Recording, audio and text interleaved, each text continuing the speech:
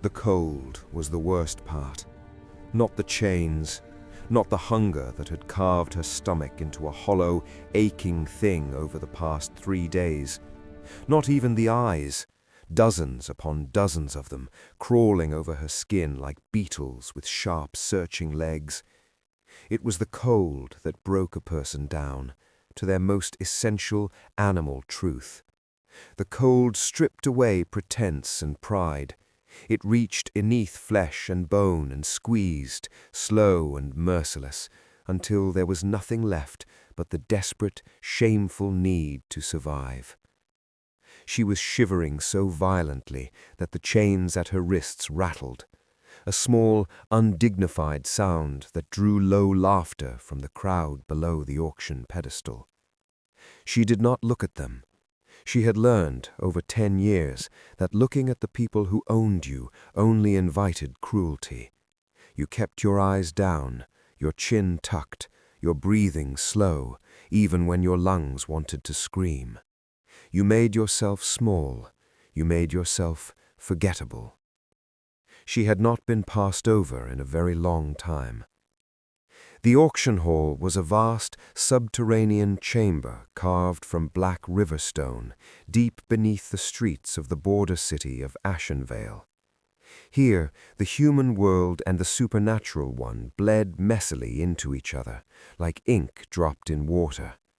The smell was overwhelming: sweat, tallow smoke, and the iron bite of old blood. Beneath that, if she concentrated, she could smell the distinct, layered sense of too many supernatural creatures. Wolves primarily, a handful of vampires, still and watchful as statuary.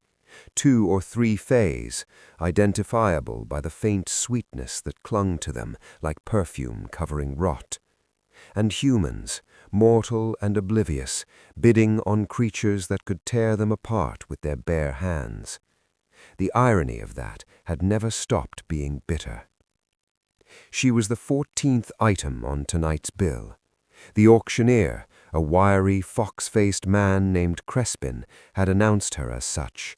Lot 14, a rare acquisition, Omega class, female, 20 years of age, marked with a full decade of conditioning, obedient, healthy, and of a deeply unusual bloodline.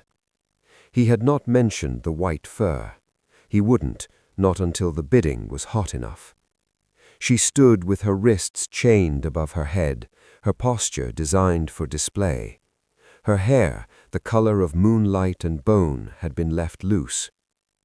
"Opening bid," Crespin announced, spreading his ringed hands, "at 400 silver marks. A bargain, gentlemen, I assure you, when you consider—" The great door at the far end of the hall opened.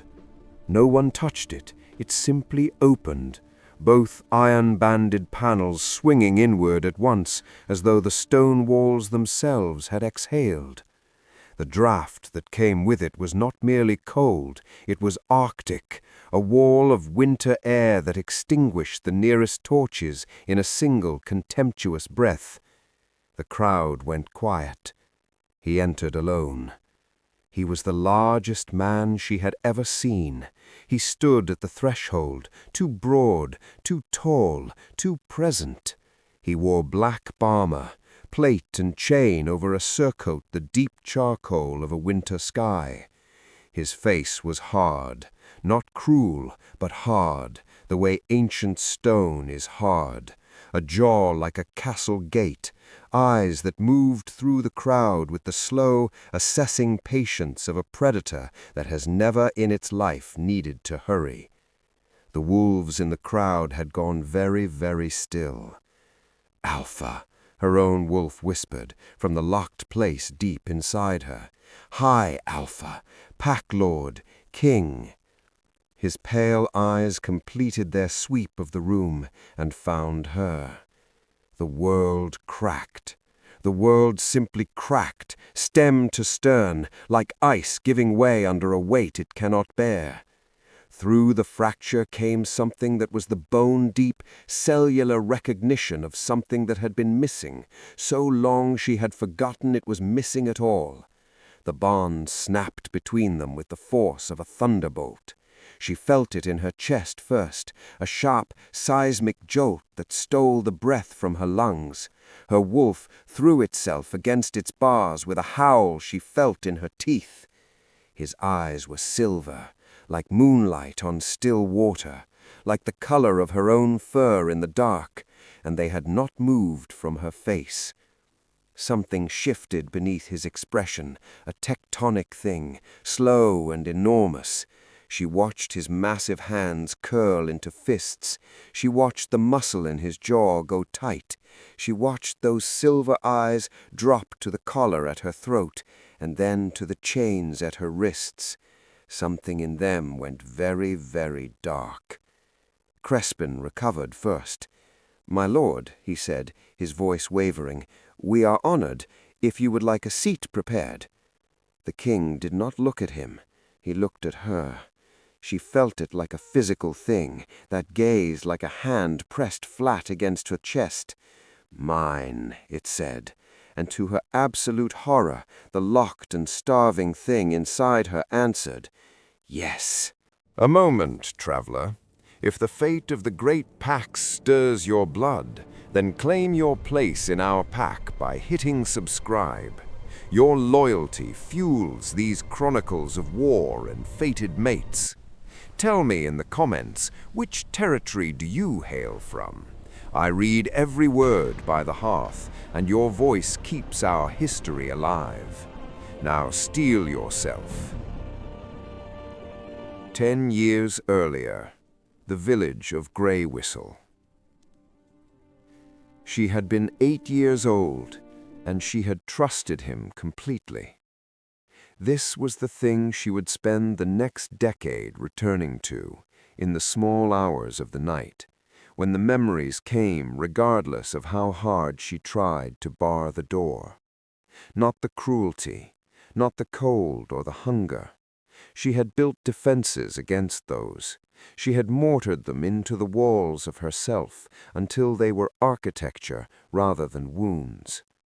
What she could not mortar over was the smallness of the moment, the sheer, devastating smallness of it. Her father was Alpha of the Grey Whistle Pack, a modest mountain country pack scraping their living from the thin soil and the river trade.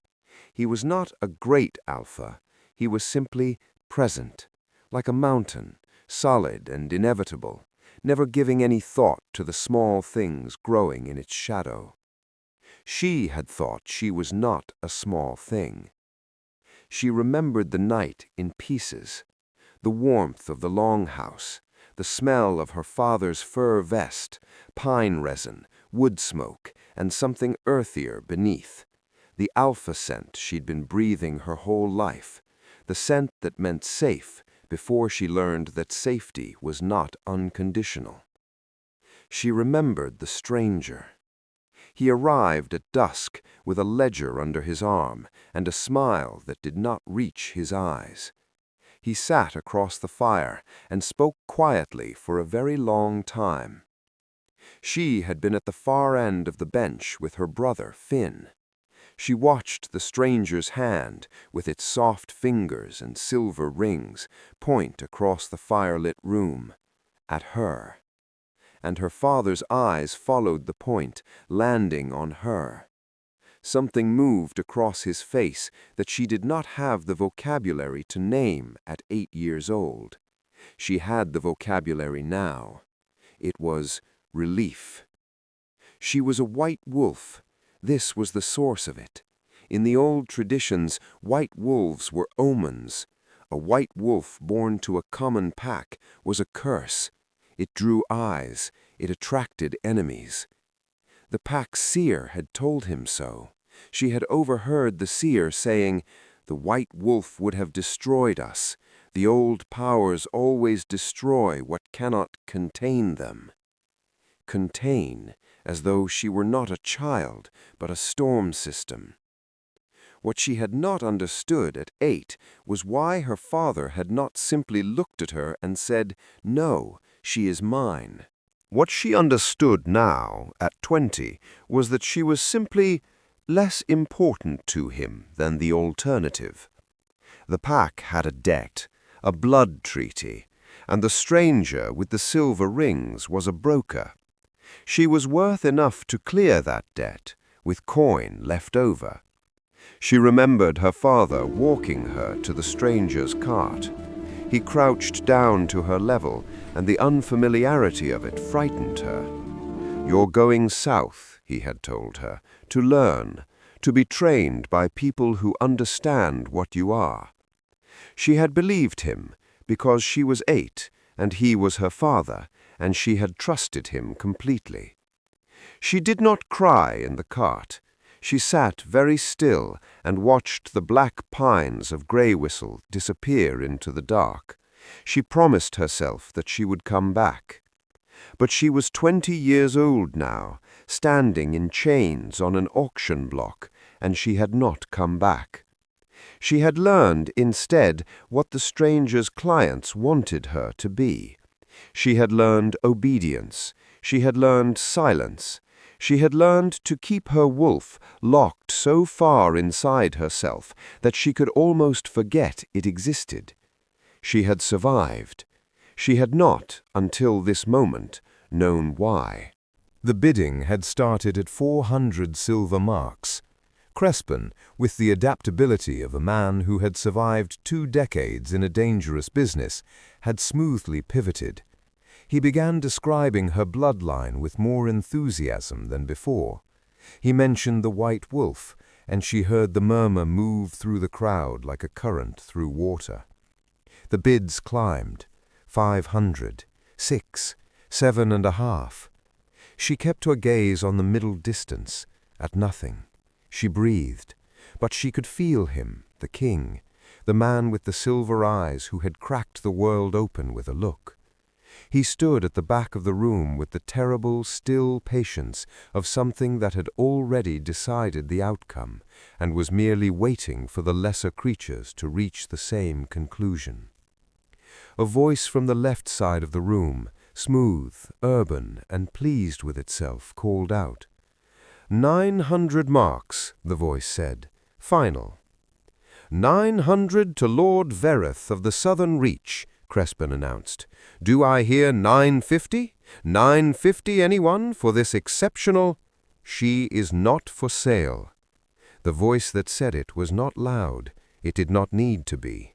It moved through the room like a stone dropped in still water, and the ripples were silence. He was walking forward. The crowd separated for him without being asked, simply moved, the way water moves around a prow. He stopped at the base of the pedestal and looked up at her. Up close, he was even less of the world's usual proportions.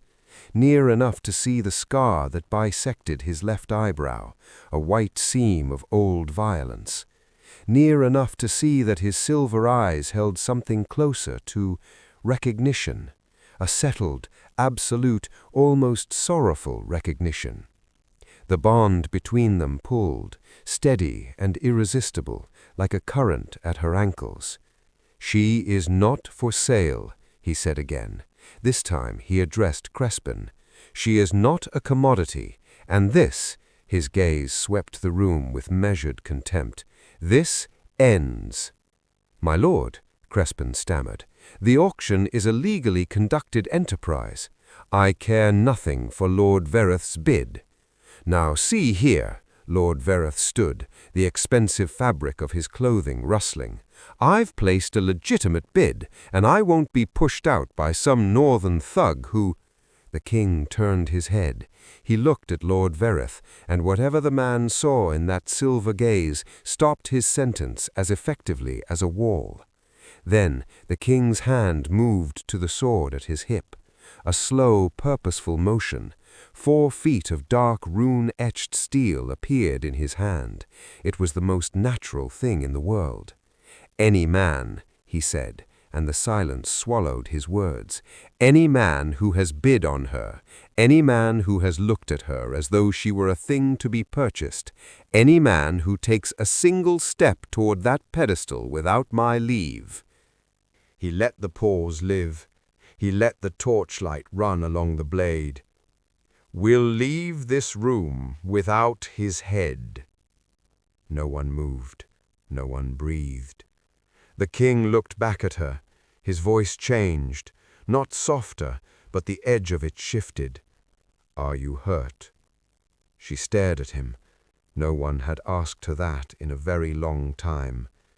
"I am cold," she said, her voice steadier than she expected, "and the chains are too tight." Something moved across his face, a deliberate, controlled stillness. He sheathed the sword and turned to Crespin.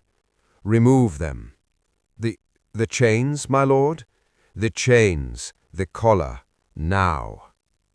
It took 3 attempts before the chains at her wrists released. The iron bar swung free, and she stumbled. The blood rushing back to her hands was a pins and needles burn. The collar came off last, the iron springing open, the air on her throat, a sensation of such simplicity that her eyes stung with it. He was there when she turned. He stood before her, close enough that she could feel the heat radiating from his armor, furnace warm, the metabolic heat of an alpha. In a single motion, he reached up and unclasped the great fur cloak at his throat. It was wolf fur, deep charcoal black, thick and heavy with his scent, pine, cold iron, and something else, something her wolf knew without being told. He swung it around her shoulders, and the weight of it settled over her like a verdict. She was swallowed by it. It was warm in a way that went beyond temperature. It was his. "Can you walk?" he asked.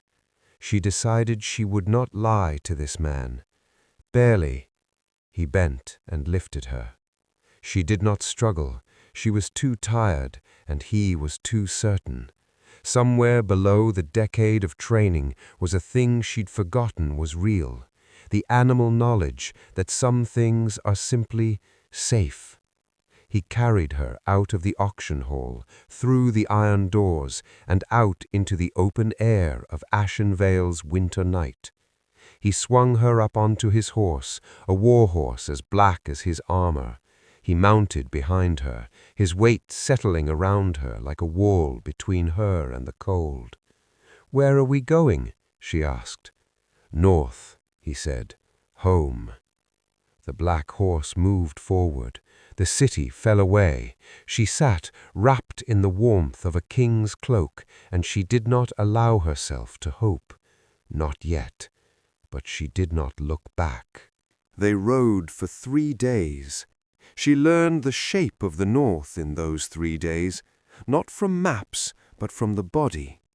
The body remembers the specific quality of cold that exists where the air thins. It remembers the sound of the forest changing, how the black pines of the borderlands gave way to spruce trees ancient enough to have names in the old tongue. It remembers the silence, not the compressed man-made quiet of the auction hall, but the silence of a landscape that existed long before human or wolf. She rode in front of the king on the black war horse. He did not speak to her. It was merely the silence of a man who had nothing superfluous to say. She slept the second night against his chest. She had not intended to. Exhaustion had moved past the point of feeling and become a physical state. She woke to find her cheek pressed against the black fur of his cloak and his arm around her. Not possessive, not restraining, simply there, a bracket against the motion of the horse. She told herself moving would wake him. She told herself this for 4 minutes before she accepted the truth. She was warm. The bond was quiet here, not a thunderbolt crack, but a low, steady hum, like a hearth fire heard through a wall. They crested the final ridge at midday on the 3rd day. She saw Duskwall for the first time. She had expected stone and cold. She had not expected it to be beautiful. Duskwall Keep rose from a promontory of black basalt, its towers reaching against a sky the color of pewter. The stone was black, but it held undertones of deep green and purple where the light hit it, like oil on dark water. At the highest tower a banner flew, a black field, a silver wolf. It was immense. It will be no different here, she told herself. She would not be naive enough to unlearn a decade of lessons simply because he had thrown his cloak over her shoulders. The gates of Duskwall opened, great iron doors swinging inward on hinges that moved with a smooth, massive silence. The castle received her with neither warmth nor hostility. The great hall was the size of a battlefield. A hearth at the far end burned with a fire large enough to stand inside. The king dismounted first, then reached up for her with an economy of motion that did not quite disguise the care behind it. She slid down without taking his hands, a small assertion. He observed it and said nothing. A woman appeared, Ma Ren. She was 50, grey-haired and sharp-faced, wearing an expression of absolute composure. "Ma Ren," the king said, "a room, the East Tower, fire, water, food, whatever else she requires." "My lord." Then to her, "Come with me, if you're willing." "If you're willing," the phrase snagged in her mind like a splinter. She followed Ma Ren to the East Tower. It was not a slave's room. It was large, high-ceilinged. The hearth was already lit. She could smell the birchwood, clean and sweet. A bed piled with furs, a copper tub near the hearth, already steaming. She stared at the steaming tub. It was the recognition of how long it had been since something had been prepared specifically for her comfort. She kept her face still. "There is a salve in the chest," Ma Ren said, "for the marks the collar left." She said it plainly, simply a fact. "You are safe in this tower. I give you my word on that, and I do not give my word carelessly." Then she was gone. She stood alone in the fire-lit room for a long time. Then she walked to the tub, and she got in. The heat of the water hit the cold that had lived in her bones for 10 years. Her breath left her all at once. She pressed her hands flat against the copper rim and breathed until the shaking stopped. She was still a prisoner, she told herself. The room was simply a very pleasant cell. On the 5th attempt at telling herself this, she noticed her hands had stopped shaking. She accepted this without comments and reached for the soap. She did not sleep in the bed. She understood this about herself only when she woke just before dawn, curled in the chair by the fire. The chair was angled with its back to the wall, affording the maximum view of both the door and the window. She was rested in the strange animal way of someone who has slept in a defensible position, the only kind of rest available to people for whom sleep has always been a calculated risk. In the morning light, she assessed herself with clinical dispassion, the inventory of damage and resource that had kept her functional for a decade. The marks on her wrists had been dressed. The mark at her throat was already fading. She was thin, but not dangerously so. She was, by all measurable evidence, in better condition than she had been in years. She did not know what to do with this. The clothing arrived at the 6th hour of morning. A quiet knock, a woman's voice. "Clothing, if it please you." Small, strange permissions, tiny acknowledgments of her as a participant rather than a recipient of decisions. She dressed in the heavy wool trousers and the deep green overskirt. She was in the castle of the Alpha King. She had ridden for 3 days pressed against him, and she did not even know his name. She did not know what he wanted from her. In her experience, men who acquired things always wanted something specific. Not knowing was where the worst surprises lived. She went to find a great hall, but she found the king first. He was in the corridor 2 levels below her tower, still in armor. He was carrying his helm and a sheaf of papers, reading as he walked with focused, impatient energy. He saw her, stopped. "You slept," he said. An observation, not a question. "After a fashion," she replied. His gaze moved to the open door of her room, to the chair by the fire. He noted its position, but said nothing. "You should eat," he said, "and then I would speak with you, if you're willing." "What is your name?" she asked. Something shifted in his face, a micro-expression of someone caught off guard. "Calder," he said. "Calder of Duskwall, king of the northern reach." He paused. "Calder." "Calder," she repeated, testing the weight. An old root, meaning something to do with rivers. "And yours?" he asked. She had not been asked her name in a very long time. She had kept it internal, private. "Ser En," she said. She watched the word settle in him. "Ser En," he said, and the bond rang between them like a struck bell. She pressed it back. "You said you would speak with me."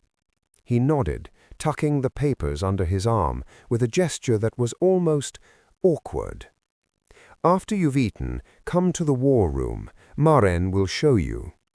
He began to move past her, then turned back.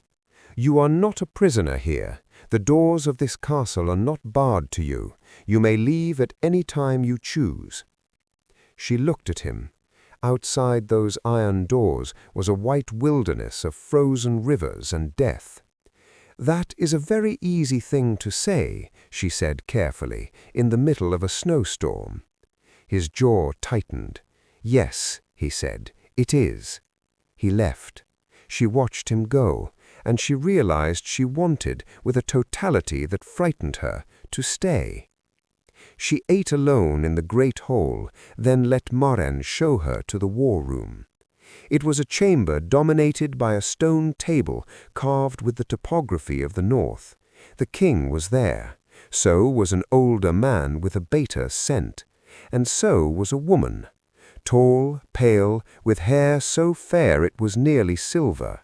She stood at the far end of the table and took Ser En in with the slow assessment of a predator. She smiled, a smile that contained information rather than warmth. "So," she said, her voice was musical and utterly cold, "this is the auction girl." Calder went very still, and somewhere beneath the scar tissue of 10 years, something that still knew its own value pressed itself to the surface. The air in the room changed, tight and charged. Outside the window, the winter sky darkened, and from somewhere impossibly distant, or perhaps impossibly close, she heard the first low, resonant call of war horns at the gates. Her name was Valindra. Seren learned this in the same way she had learned most useful things over the past decade, not by being told directly, but by listening to the spaces around what was said, the silences, the hesitations, the careful word choices of people navigating a political minefield. Valindra of House Vethara, Lady of the Frost Marches, 7th in the line of an ancient Alpha bloodline. For 2 years it had been understood that she would marry the king. She had not, it was broadly understood, expected competition, certainly not this kind. Seren spent her first 2 days in Duskwall doing what she had always done, mapping the territory, not just the physical layout, but the social terrain. Who deferred to whom, where the power pooled and where it drained away. What she found in Duskwall was complex. The court was not soft. They were northern-made. They were direct. They had the specific quality of a court that had spent years watching its king for signs of weakness and finding none. They were also, to a person, deeply uncertain about her. She was an unknown element. To them, she was the woman the king had brought back from an auction, draped in his personal cloak and introduced to no one. She was neither servant, nor guest, nor noble. Valindra had decided what to do with her very quickly. She ignored her. Not rudely. Valindra's method was more sophisticated. She simply arranged for Seren to be absent from every room she occupied, even when Seren was standing in it. She spoke past her. She addressed questions about her to Calder, as though Seren were a piece of furniture. What it said, louder than any insult, was this: "You are not real. You are a temporary inconvenience." Seren watched this campaign unfold with the detached attention of a field surgeon. She did not react. She had not survived 10 years by reacting to things she had not fully assessed. She sat in the East Tower with the bond humming steady and low. She was beginning to notice it was becoming stronger, as though the distance she maintained from Calder was making the bond's pull more insistent. She noticed, too, that he was watching her, not with the surveillance of ownership. She knew that feeling well. This was different. It was the considered, patient attention of someone recalibrating. He watched how she positioned herself. He watched her at meals.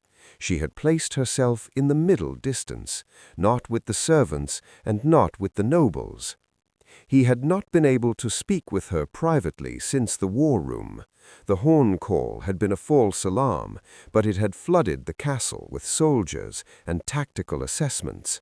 Valindra had moved to Calder's side with practiced efficiency, claiming the space.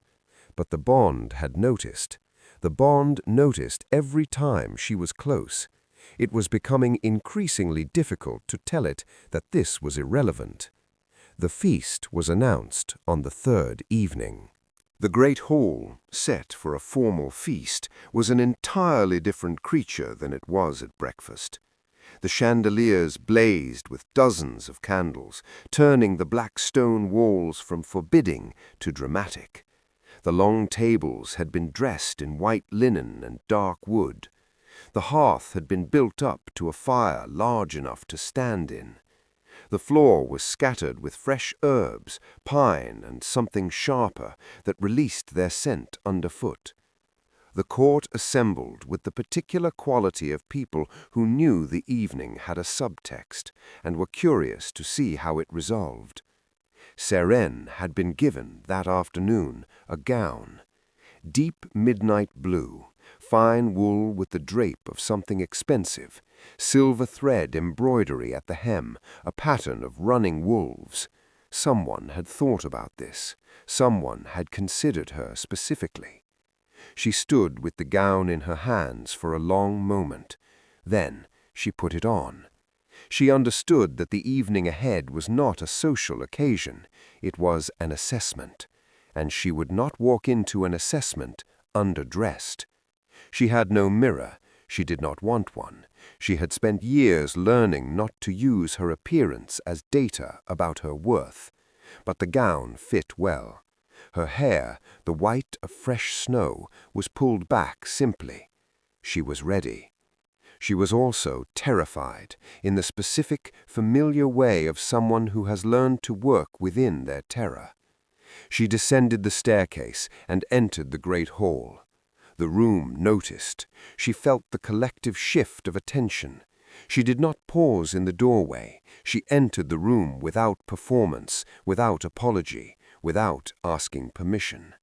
She found her seat at the middle table, middle distance, not a claim and not an abdication. Valindra looked at her. That measured smile was back.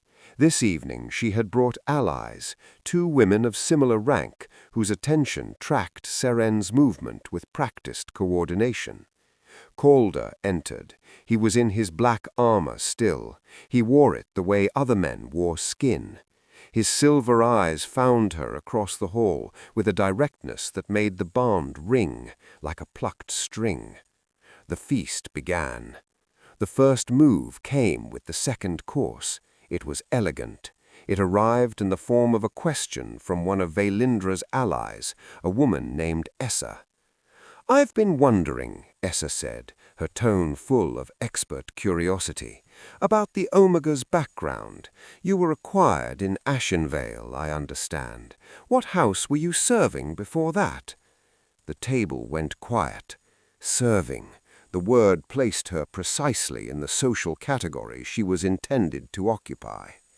Seren took a measured breath. She took a deliberate sip of wine, then set the cup down. "I wasn't serving," she said. Her voice was level.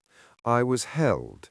There is a difference, though I understand the distinction might not be apparent to someone who has never had occasion to experience either." Silence. Essa blinked. It was the micro-response of someone who had aimed at a target and found it had moved.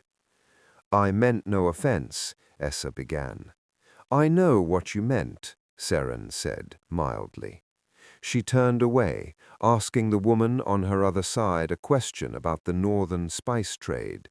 The table resumed its noise, but the room had shifted. A recalibration had begun. The second move came near the end of the meal. Vailindra herself. She rose and moved through the room with grace, standing near enough to Seren's table to command the attention of the room. "I wanted to say," Vailindra said, her voice carrying the room's full width, "how remarkable it is that our king has such a generous heart, to take in a stray from the border markets." She smiled. "One hopes the poor creature can be rehabilitated in time." The room held its breath. Seren set down her utensil. She turned in her seat and looked at Vailindra for the first time with her full attention. "Lady Vailindra," she said. Her voice carried the cadence of old blood, the language of her mother's books. "I am familiar with the old classifications. I am also familiar with the old texts, the Vaithara lineage among them." She tilted her head an inch. 4 centuries, you said. Yes, 4th generation alpha blood, diluted twice by beta alliances in the 2nd century, recovered partially in the 3rd. She let this land. She watched it land. Ancient and honorable, and a very long way from the bloodline that held the frost marches before your house was granted them. The silence that followed was irreversible. Vailindra's expression did not change, but her scent did. It told the full story of what her expression concealed. "I wonder," Seren continued, still mild, "if the library here has the Aldremoch Compendium, the 3rd volume. The genealogical records are quite illuminating." She picked up her utensil again. "But perhaps that is a conversation for another evening. I am enjoying the food." She returned to her plate. The room did not resume its noise for several seconds. She did not see him coming. This was unusual, because she had been tracking his attention all evening. But the moment after Vailindra withdrew, furious and surprised, the room's noise surged back. In that brief chaos, she lost the thread. She felt the heat first. He was behind her. He was standing close enough that the metabolic warmth of him was palpable at her back. That furnace heat she had first registered on the warhorse. Her body responded with the automatic orientation of every cell toward a fire. She turned. He was closer than he had been since the auction hall. Close enough that she had to lift her chin to meet his eyes. Close enough that his scent was fully present. Pine, cold iron, and the thing beneath it that her wolf had named without being asked. "You knew the Aldremoch Compendium," he said. His voice was very quiet, pitched for her alone. "My mother had an extensive library," she said. Something moved in his face. "Your mother."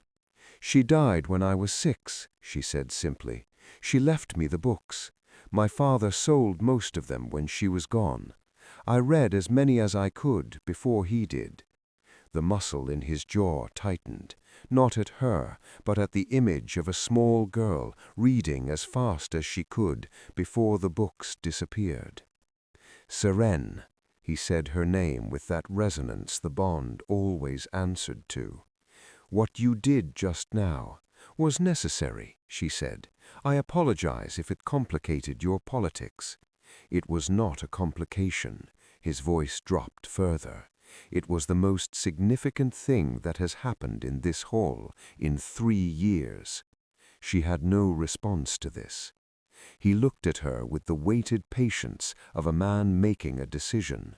Then he raised his hand and brushed the backs of his fingers along the curve of her jaw. It was barely a touch, but his scent was in it. It was a declaration made to every supernatural nose in the room. Mine, protected, under my claim. The quality of the noise in the room changed, a shift in register as 40 people recalibrated at once. She did not pull away. The bond sang between them, finally, fully. For one unguarded moment, she felt the staggering weight of what it meant to be standing in this room, in this body, and not be diminished by any of it. Then the war horns sounded, 3 of them, in the ancient pattern. Not arrival, not urgency, but the pattern that meant only one thing. Enemy force, armed, at the walls. Calder's hand had already left her face. He was already turning. In the space of a breath, he became the king again, armored, closed, absolute. She rose from her seat. "Stay here," Calder said, not looking back. She did not stay. She followed him to the door. When he turned, there was a fraction of surprise in his face. She looked at him steadily. She said nothing. He pulled the door open, and the winter night poured in. Seren pulled the air in through her wolf senses, reading the information in the wind. The scent on the wind was not unfamiliar. It was pine resin, smoke, something earthier beneath, the signature of a specific group of wolves. She had not smelled it in 10 years. She had never, not for a single day, forgotten it. Her breath left her in a single, silent exhale. Her father's pack was at the gates. The battlements of Duskwall were not built for observation. They were built for war. The walkway was slick with a skim of ice over stone. Seren navigated it without difficulty. Her wolf senses were fully open now. The part of her that had suppressed them for 10 years had recognized the scent on the wind and simply stopped being willing to do that work. She reached the parapet above the main gate and looked down. They were there. Perhaps 150 wolves in battle form. The Grey Whistle pack had grown. They were spread across the snowfield in a loose formation. They were motivated, but not disciplined. Angry, but not trained. She scanned the formation, looking for something specific. She found him at the center rear, a man on a grey horse, broad-shouldered and grey-haired now, the grey of years she had not been present for. Her father, older, heavier, but unmistakable. Below, at the gates, Calder had emerged. He stood in the open ground with the unhurried, absolute quality he reserved for danger. He became more still, more present, as though threat was the condition that most accurately expressed what he was. "You are at the gates of Duskwall," his voice carried across the snow. "Speak your purpose, and speak it once." A man rode forward from the Grey Whistle pack, a sharp-featured beta. "The Alpha of Grey Whistle pack invokes the right of recovery.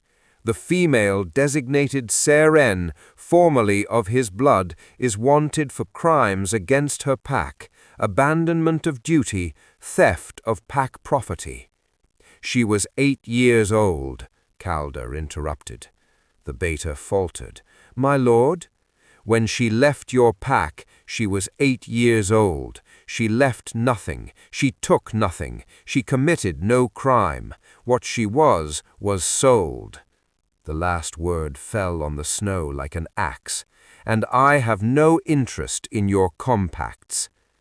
A signal passed between the beta and the alpha on the grey horse. The negotiation was over. Then Duskwall chooses to harbor a fugitive, the beta said, and Grey-Whistled Pack chooses to take what was stolen. An arrow came from the tree line. It struck a Duskwall soldier, and the battle began. The gates of Duskwall answered with the grinding thunder of the portcullis. Seren watched from the battlements, tracking Calder through the chaos below. She was not a fighter. She had not shifted in a decade. Her wolf was a locked, half-starved thing. But then she saw the trap. The main force was a distraction. A second group had gone around the side. They were already through the small eastern gate, 30 wolves in shifted form, moving fast across the inner yard. Calder was at the main gate. His back was to them. The bond pulled so hard in her chest that she gasped with it. She did not think. Thinking would have produced 10 years of careful reasoning about suppression and control. If she had thought, she would have remained on the battlements and watched him die. She did not think. She ran. She came down the staircase at a speed that was already not entirely human. Her feet found the ice-slicked steps with a sureness that came from something older than training. She hit the inner yard at a dead run, and she saw Calder. He had heard them. He had turned with his sword already drawn, holding the ground with only 3 soldiers at his back. It was not enough. 30 wolves against 4 men. She did not need to calculate the arithmetic. She ran across the yard. She felt the shift begin before she reached them. It was not a decision, it was a physical process. Her body was doing what it had been built to do, and what it had been prevented from doing for a decade. It was not comfortable. 10 years of suppression did not release gracefully. It released the way a dam gives way, with enormous force and a moment of terrible, total disorientation. She did not slow down. She let it come. The pain of shifting was magnitude, the sensation of something that had been compressed for too long, finally occupying its actual dimensions. Her spine lengthened, her hands hit the frozen ground, and they were not hands. The white wolf was not the size of a pack wolf. It was not the size of a northern alpha. It was the size of something from the old texts, the size of something that had no modern equivalent. The attacking wolves stopped, every one of them. She did not stop. She moved through them like weather moves through a landscape. A blazing luminescence came with the shift, silver gold, like moonlight concentrated. The wolves that met that light did not fight. They broke. They scattered like leaves from a fire. The 3 that did not scatter, she dealt with directly, and the snow around her was red when she was done. Calder was on his feet, unhurt. He was looking at her, and she could finally read his expression. It was not fear. It was not awe. It was recognition. I have been waiting, it said. I did not know I was waiting, but here you are. The fighting at the main gate staggered. The grey whistle force had seen the blazing white shape, and the battle's momentum was reversing. She turned to find her father. He was still on the grey horse, wrestling the animal to stillness. When the horse stopped and he looked up, he found her. She walked toward him in the wolf form. The blazing aura moved with her. She was every inch of the legend her mother's books had named her, the thing the seer had called a curse without understanding what a curse was. The remaining wolves moved out of her path without being asked. She reached her father's horse. The animal went rigid with terror. Her father looked down at her. He was gray-haired and old, and he was more frightened than she had ever seen a man. He was looking at his daughter, in the form he had sold her to prevent the world from ever seeing. The irony was so perfectly, brutally just that she felt it like a physical weight. She shifted back. It was faster this time. The body had remembered. She was standing in the snow in the midnight blue down, which had not survived the shift intact. Her feet were bare on the red-stained ground. Her hair was loose and white in the moonlight. She was breathing hard, and she was absolutely, unbreakably herself. Her father's hands released the reins. He slid from the horse, not a dismount, but a collapse. He was on his knees in the snow before her, and he was shaking. The battlefield was quiet, the quality of quiet that follows the sudden end of noise. She looked down at her father. She thought of 8 years old and the warmth of the longhouse. "You're going south," he had said, "to learn." "Look at me," she said. He looked. "I learned," she said. Behind her, she heard Calder's footsteps in the snow, steady, unhurried. Then came the warmth of him at her back, and the bond between them was incandescent. She did not take her eyes from her father's face. She did not weep. She had thought, in the abstract way one thinks about hypothetical futures, that if she ever stood before her father again, she would weep. That the body, confronted with the source of its oldest wound, would simply open. She did not weep. She felt instead a vast and complete stillness, the stillness of something that has finally stopped moving because it has arrived. She looked at her father kneeling in the snow, and she felt the 10 years between them with absolute clarity. The years had happened. The selling had happened, the cold and the chains and the auction block. And here, on the other side of it, she was still standing. She had always been still standing. That was the truth of it. That was what he had failed to account for. Around her, the remnants of the grey whistle assault had been managed. Those who had surrendered were being disarmed. Those who had not were beyond the need for management. Her father's beta, the sharp-faced man, was on his knees. He had not attempted defiance after the shifting. No one had. The blazing aura of the white wolf had reached directly into the animal parts of the brain where instinct lived, and the instinct was unanimous. Do not. She addressed the beta first. "The fabricated charges," she said. Her voice was steady. "Who authored them?" The beta looked at her father. Instinct. "Your alpha cannot help you," she said mildly. "He is occupied." "The Council of 3, the elders, they wanted the pack consolidated before questions began to be asked about the sale. So they came here to silence me." The beta said nothing. She looked at Calder. He had moved to stand at her side, not before her, not behind her, but precisely at her side. He was blood-streaked at the temple, and he was watching her with the absolute patience of a man who understood that this was not his judgment to make. She loved him for that. She did not say it yet, but she felt it move through her with the finality of something settling into its permanent position. "The Council of 3, she announced, "will stand trial. If their involvement is confirmed, they will be permanently exiled. They will not return." She looked at the assembled grey whistle wolves.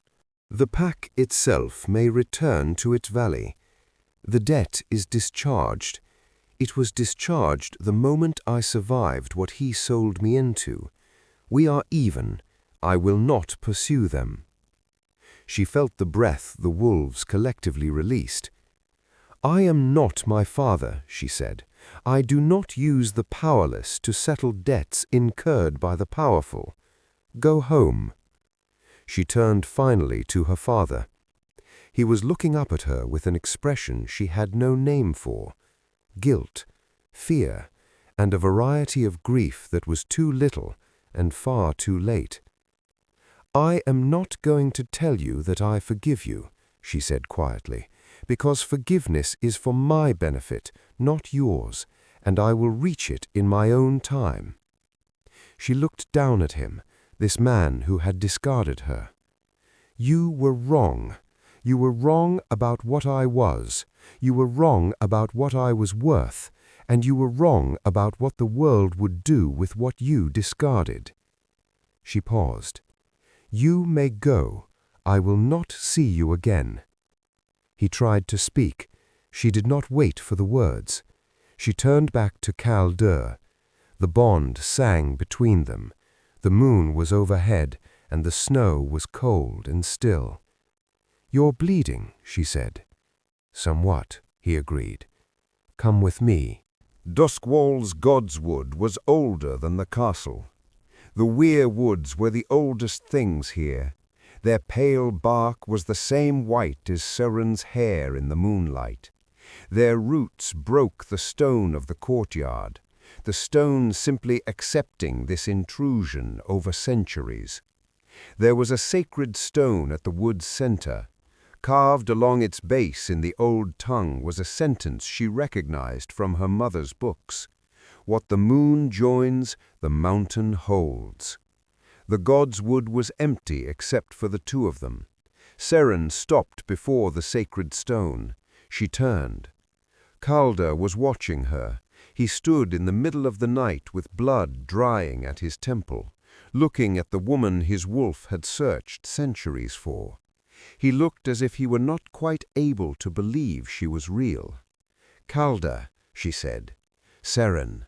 His voice was rough, the roughness of something working very hard to remain in its proper proportions. "Kneel," she said. "Not in supplication," she added quietly. "I need you at my level for this." He knelt. The snow soaked through his armor, and he did not appear to notice. She stepped forward and took his face in both her hands. "I need you to understand," he said, his voice stripped of its usual authority. "I know what the world did to you. I am sorry. For the years, for the cold and the chains and the auction block. I am sorry that my finding you does not balance it." She looked at him. She had not expected this. A king, covered in the blood of the battle he'd fought to keep her safe, kneeling in the snow and apologizing for the years that had preceded him. "You didn't sell me," she said. Her words were slow, deliberate. "You didn't chain me. You broke the auction, and you threw your cloak over my shoulders. You gave me a room with a fire and a chair against the wall." Something crossed his face. He had known what the chair meant. He had understood. "I would give you every room in this fortress with the chairs against the walls," he said, "if that is what you need." She pressed her forehead to his. The bond went incandescent between them, blazing gold-silver in the space where their skin made contact. It was intrinsic, irreducible. "I need you," she said. "Not the king of Duskwall, not the man who can protect me. You, the man in this Godswood." He made a sound, quiet, compressed. The sound of something held under pressure for a very long time, finally being allowed to release. "The old tongue ceremony," he said. "I know the words." "So do I," she whispered. "My mother's books." He laughed. It was brief and unguarded, the first time she had heard it. It remade something in her. They kissed. It was the culmination of the force that had snapped between them in the auction hall like a thunderbolt. The words of the ceremony came as they surfaced for air, his voice, then hers, then both together. What the moon joins, the mountain holds. When the last word fell, the bond sealed. It was complete, irrevocable. "High Luna of the North," he said quietly. "Not a coronation, but a recognition. The title is yours by blood. There is no voice that will be raised against it, and if one is, I will be very interested to hear it." Seren felt something she had not expected to feel. She felt like laughing. So she did. The sound was unfamiliar in her own throat after so long, but the weirwoods held it. Calder looked at her with his whole face open to the winter night, and he smiled. She was High Luna of the North. She had survived everything, and she was home. 3 years changes a fortress the way water changes stone, slowly, persistently. Dusk Wall was still black, the stone was simply old, but what lived inside it now was hers, it was theirs. It was the daily evidence of people choosing to build something worth inhabiting. The great hall now smelled of high northern meadows. The hearth burned all day. The east tower room, where she had once slept in a chair with her back to the wall, had been converted into a library. Her mother's books, located after months of searching, finally rested on the shelves. Seren stood on the upper parapet, the one built for war. The autumn light was doing that low-angle northern thing, turning everything amber and long-shadowed. Below, in the courtyard, the practice yard was occupied. Calder was teaching their son to stand. The boy was barely 2, a creature of determined instability. He stood in the snow in small boots and a fur coat that made him nearly as wide as he was tall. His father was crouched before him, hands bracketing the child's sides without touching, ready to catch, but not to hold. The boy's hair was the white of fresh snow, the white of the first wolves, reborn into a world that would not fear it. He took 3 steps, sat down abruptly in the snow, and laughed. Calder caught her eye from the courtyard below. That silver gaze was unchanged. The smile was one of the real things she kept close to her heart. She had been broken once. She had been sold and chained and named a curse. She had been told in 100 languages of cruelty that she was worth nothing. She had survived it. She had brought that survival here, to this black stone fortress, and she had set it down like a foundation stone. On top of it, she had built this: the warmth, the lavender, the library, the boy in the small boots. The cycle was broken, permanently, finally. The North was home. She pushed off the stone wall and went down to join her family.